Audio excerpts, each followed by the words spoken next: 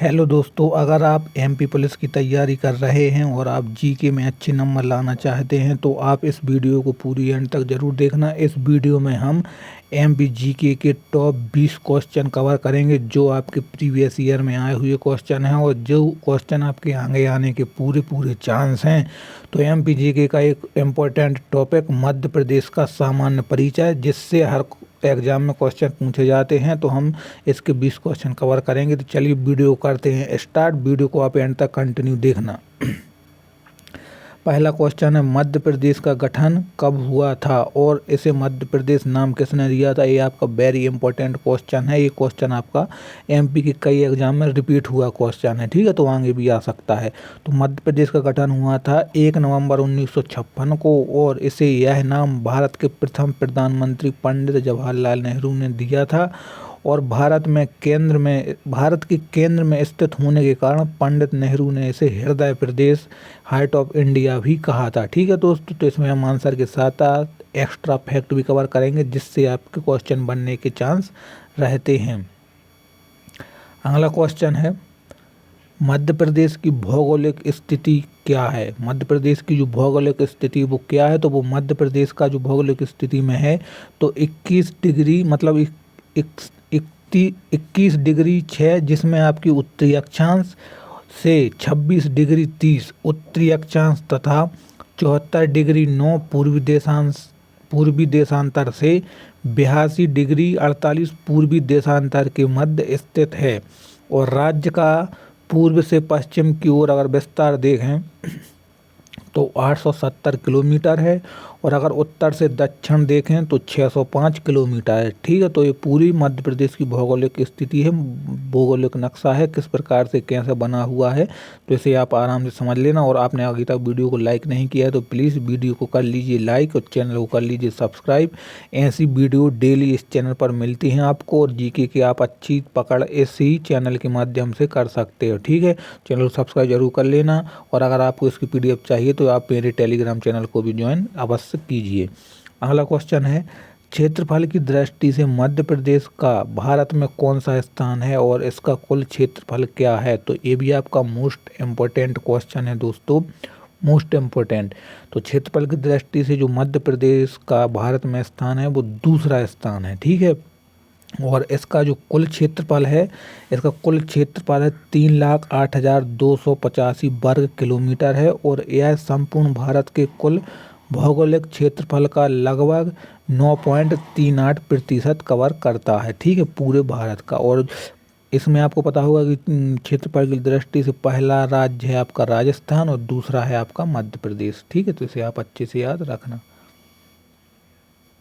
Next question है, मध्य प्रदेश की सीमा भारत के कितने राज्यों को स्पर्श करती हैं। मोस्ट इम्पोर्टेंट क्वेश्चन है। ये क्वेश्चन सिंपल है, इजी है, आसान है, लेकिन बहुत से स्टूडेंट इसमें मात खा जाते हैं और इसे गलत कर देते हैं क्योंकि कई एग्जाम में आया हुआ क्वेश्चन है। तो मध्य प्रदेश की सीमा भारत के कितने राज्यों को स्पर्श करती हैं। मध्य प्रदेश कुल 5 राज्यों को स्पर्श करती हैं। कौन कौन से राज्य? उत्तर प्रदेश, राजस्थान, गुजरात, महाराष्ट्र और छत्तीसगढ़। टोटल 5 राज्य हैं जिनकी सीमाओं से मध्य प्रदेश की सीमा लगती है और इसमें सबसे लंबी राज्य सीमा उत्तर प्रदेश से और सबसे कम सीमा गुजरात से लगती है। तो ये फैक्ट भी आप याद रखना। नेक्स्ट क्वेश्चन है, कर्क रेखा 23.5 डिग्री N मध्य प्रदेश के कितने जिलों से होकर गुजरती। ये भी आपका वेरी इंपॉर्टेंट क्वेश्चन है दोस्तों, कई एग्जाम में आया है और सिंपल क्वेश्चन है और इसे लोग गलत भी कर देते हैं। तो इसे आप अच्छे से देख लेना, समझ लेना।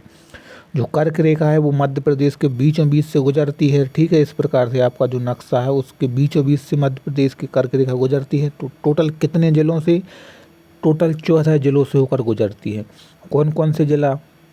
रतलाम, उज्जैन, आगरमालवा, राजगढ़, सीहोर, भोपाल, विदिशा, रायसेन, सागर, दमोह, जबलपुर, कटनी, उमरिया और शहडोल। टोटल मिलाकर 14 जिलों से होकर कर्क रेखा गुजरती है। मध्य प्रदेश का राजकीय पशु और राजकीय पक्षी कौन सा है। तो ये भी आपका इम्पोर्टेंट क्वेश्चन है, तो ये तो आपको याद होगा। तो जो मध्य प्रदेश का राजकीय पशु है वो है बारहसिंगा, ठीक है, ब्रेडरी प्रजाति का। और जो राजकीय पक्षी है वो है दूधराज।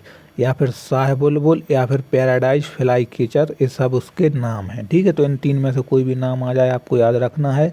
और इन दोनों को राज्य की 25वीं वर्षगांठ यानी कि 1 नवंबर 1981 के अवसर पर राज्य की प्रतीक घोषित किया गया था। नेक्स्ट है मध्य प्रदेश का राजकीय वृक्ष और राजकीय पुष्प कौन सा है? तो ये भी अच्छा क्वेश्चन है, आपको याद करना चाहिए। तो मध्य प्रदेश का राजकीय वृक्ष है जो बरगद है, जिसे बट वृक्ष बोलते हैं। और जो राजकीय पुष्प है सफ़ेद लिली है। ठीक है, और बरगद का जो वैज्ञानिक नाम होता है फाइकस बेनगेलेंसिस होता है। तो इसे आप अच्छे से याद रख लेना, ये आपका एक्स्ट्रा फैक्ट बनता है। मध्य प्रदेश का राजकीय खेल कौन सा है और इसे कब घोषित किया गया था? तो जो मध्य प्रदेश का राजकीय खेल है वो मलखम्ब है, और इसे वर्ष 2013 में राजकीय खेल घोषित किया गया था। और उज्जैन में मलखम्ब अकादमी स्थापित है, और इसके क्षेत्र में प्रभास जोशी पुरस्कार प्रदान किया जाता है। तो ये फैक्ट आप जरूर याद रखना। नेक्स्ट क्वेश्चन है मध्य प्रदेश की राजकीय मछली कौन सी है और इसे किस नदी से संरक्षण प्राप्त है? वेरी इंपॉर्टेंट क्वेश्चन है, कई एग्जाम में रिपीट हुआ क्वेश्चन है। ठीक है दोस्तों, तो मध्य प्रदेश की जो राजकीय मछली है वो है महासीर, या फिर इसे टोर भी बोलते हैं, और जिसे वर्ष 2011 में राजकीय मछली घोषित किया गया था। और यह मुख्य रूप से नर्मदा नदी में पाई जाती है, और इसे विलुप्त होने से बचाने हेतु संरक्षित किया जा रहा है। नेक्स्ट क्वेश्चन है मध्य प्रदेश का राजकीय नृत्य और राजकीय नाट्य कौन सा है? तो देखो, मध्य प्रदेश का जो राजकीय नृत्य और राजकीय नाट्य दोनों अलग अलग हैं। तो जो राजकीय नृत्य है वो है राई, या जो यहाँ पर बुंदेलखंड अंचल में होता है। और जो राजकीय नाट्य है वो है माच, ठीक है, यह मालवा अंचल में होता है।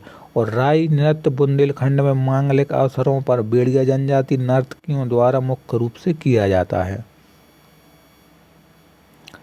मध्य प्रदेश का राजकीय गान कौन सा है और इसके रचनाकार कौन है? तो ये भी आपका दो महत्वपूर्ण क्वेश्चन हो जाएगा। तो जो मध्य प्रदेश का राजकीय गान है वो है सुख का दाता सबका साथी शुभ का यह संदेश है। और जो इसके रचनाकार हैं महेश श्रीवास्तव हैं, और इसे अक्टूबर 2010 में आधिकारिक राजकीय गान का दर्जा दिया गया था, और इसे प्रसिद्ध गायक शान ने गाया है। नेक्स्ट है मध्य प्रदेश का सबसे उत्तरी, दक्षिणी, पूर्वी और पश्चिमी जिला कौन सा है? वेरी वेरी इंपॉर्टेंट क्वेश्चन है, सीधे क्वेश्चन बनता है कि मध्य प्रदेश का सबसे उत्तरी जिला कौन सा है, सबसे दक्षिणी जिला कौन सा है, लेकिन बहुत से स्टूडेंट इसे गलत कर देते हैं, तो इसे आज अच्छे से समझ लेना। तो जो सबसे उत्तरी जिला है मध्य प्रदेश का वो है मुरैना, और जो सबसे दक्षिणी जिला है वो है बुरहानपुर, और जो सबसे पूर्वी जिला है वो है सिंगरौली, एंड जो सबसे पश्चिमी जिला है वो है अलीराजपुर। और सिंगरौली को मध्य प्रदेश की ऊर्जा राजधानी भी कहा जाता है। तो एक फैक्ट आप यहाँ से याद रख लेना। और दोस्तों, अभी तक आप वीडियो को देख रहे हैं और वीडियो को लाइक नहीं किया है तो प्लीज़ वीडियो को कर दीजिए लाइक, और अपने दोस्तों में कर देना शेयर, ठीक है। और आप अगर एमपी पुलिस की तैयारी अपनी मजबूत करना चाहते हैं, तो अगर आपको बुक्स की ज़रूरत है तो जो मैंने डिस्क्रिप्शन में बुक्स की लिंक दी हुई है, आप वहाँ से बुक्स खरीदेंगे तो आपको अच्छे खासे % में डिस्काउंट भी मिल जाएगा। तो बुक्स ज़रूर खरीद लेना और चैनल को कर लेना सब्सक्राइब। नेक्स्ट क्वेश्चन है मध्य प्रदेश में वर्तमान में कुल कितने संभाग और ज़िले हैं? तो देखो, ये भी आपका महत्वपूर्ण क्वेश्चन हो जाएगा, इसे आप अच्छे से देख लेना। तो जो मध्य प्रदेश में वर्तमान में कुल 10 संभाग हैं, और टोटल मिलाकर 55 ज़िले जो कि अब हो चुके हैं 2023-24 के बाद, ठीक है। इसमें क्या है कि पहले इसमें 52 ज़िले थे एमपी में, ठीक है। उसके बाद 9 गठित जिलों में मऊगंज बना 53वां जिला, उसके बाद मैहर बना 54वां जिला, और उसके बाद पांडुरना बना 55वां जिला। और अब एमपी में कुल मिलाकर के 55 ज़िले हो चुके हैं, जो कि आपके यूपी के बाद बहुत ही ज़्यादा जिलों वाला आपका राज्य हो गया है। नेक्स्ट है भारत की मानक समय रेखा 82.5 EIST मध्य प्रदेश के किस एकमात्र जिले से होकर गुजरती है? तो भारत की जो मानक समय रेखा है वो मध्य प्रदेश के केवल सिंगरौली ज़िले से होकर गुजरती है, और सिंगरौली और अलीराजपुर के सूर्योदय समय में लगभग 34 मिनट का अंतर होता है। ठीक है, क्योंकि सिंगरौली सबसे पूर्वी जिला है और अलीराजपुर सबसे पश्चिमी जिला है, तो इन दोनों के जब सूर्योदय होता है तो लगभग 34 मिनट का अंतर से होता है। मध्य प्रदेश का पुनर्गठन छत्तीसगढ़ के पृथक्करण के साथ कब हुआ था? तो ये भी आपका इम्पोर्टेंट क्वेश्चन है। तो जो मध्य प्रदेश का पुनर्गठन हुआ था 1 नवंबर सन 2000 को हुआ था, और जब छत्तीसगढ़ भारत का 26वां राज्य बना था। ठीक है, और जो मतलब एमपी से अलग होकर छत्तीसगढ़ नया राज्य बन गया था। और छत्तीसगढ़ के अलग होने से पहले अविभाजित मध्य प्रदेश का कुल क्षेत्रफल 4,46,446 वर्ग किलोमीटर था, जो कि भारत का सबसे बड़ा राज्य था। नेक्स्ट है, मध्य प्रदेश में लोकसभा, राज्यसभा और विधानसभा की कुल सीटें कितनी हैं? वेरी इंपॉर्टेंट क्वेश्चन है ये दोस्तों, आप अच्छे से याद कर लेना। तो मध्य प्रदेश में जो लोकसभा की हैं 29 सीटें, राज्यसभा की हैं 11 सीटें और विधानसभा की हैं कुल 230 सीटें। और लोकसभा सीटों में अनुसूचित जाति एससी के लिए 4 सीटें, अनुसूचित जनजाति एसटी के लिए 6 सीटें आरक्षित की गई हैं। अगला क्वेश्चन दोस्तों आपका मोस्ट इम्पोर्टेंट क्वेश्चन है, मध्य प्रदेश का उच्च न्यायालय यानी कि हाई कोर्ट कहाँ स्थित है? और इसकी 2 खंडपीठ है, मतलब कि इसकी जो ब्रांचेस हैं कहाँ पर हैं? तो मध्य प्रदेश का उच्च न्यायालय है जबलपुर में, इसकी 2 खंडपीठ है इंदौर और ग्वालियर में है, जो कि 1968 में स्थापित की गई थी। और जबलपुर स्थित उच्च न्यायालय के भवन का निर्माण राजा गोकुलदास के सहयोग से हेनरी इरविन द्वारा किया गया था। मध्य प्रदेश की आधिकारिक भाषा कौन सी है? और राज्य चिन्ह में कौन सी फसलें अंकित हैं? तो ये भी आपका महत्वपूर्ण क्वेश्चन है। तो मध्य प्रदेश की जो आधिकारिक भाषा है हिंदी, और इसका जो राजकीय चिन्ह है उसमें 24 स्तूपों की आकृति के भीतर गेहूं और धान यानी कि चावल की बालियां अंकित हैं। और चिन्ह के मध्य में सत्यमेव जयते तथा सिंह आकृति के साथ बरगद का वृक्ष भी दर्शाया गया है। अगला है, मध्य प्रदेश के प्रथम मुख्यमंत्री और प्रथम राज्यपाल कौन थे? वेरी इंपॉर्टेंट क्वेश्चन है, अभी हाल ही के एग्जाम में रिपीट हुआ क्वेश्चन है, इसे आप याद रखना, आगे भी आएगा।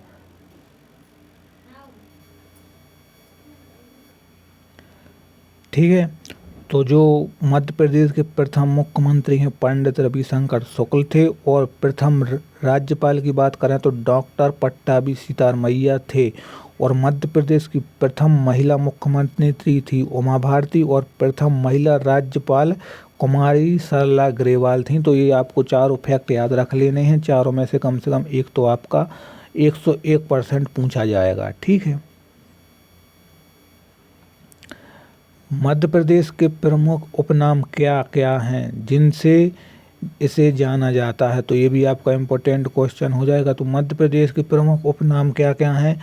तो मध्य प्रदेश को सोया प्रदेश, नदियों का मायका, टाइगर स्टेट, डायमंड स्टेट और हृदय प्रदेश के उपनामों से जाना जाता है। और अत्यधिक नदियों के उद्गम के कारण इसे नदियों का मायका तथा सोयाबीन के सर्वाधिक उत्पादन के कारण इसे सोया प्रदेश कहते हैं। ठीक है दोस्तों, तो ये टोटल 20 मोस्ट इम्पोर्टेंट क्वेश्चन थे जो आपके प्रीवियस ईयर के थे, और आगे आने के 100% चांस हैं, इन्हें अच्छे से याद कर लेना। और डेली एमपीजीके के इम्पोर्टेंट टॉपिक से संबंधित इसी चैनल पर आपकी सीरीज चलाई जा रही है, तो आप चैनल को सब्सक्राइब जरूर कर लेना। अगर आप वास्तव में एमपी प्लस में जीके और एमपीजीके में पूरे में से पूरे नंबर लाना चाहते हैं तो चैनल को सब्सक्राइब जरूर कीजिए, वीडियो को लाइक कीजिए और अपने सभी दोस्तों में शेयर भी कर देना। और कमेंट सेक्शन में ज़रूर बताना कि आप कौन से एग्ज़ाम की तैयारी कर रहे हैं एमपी की।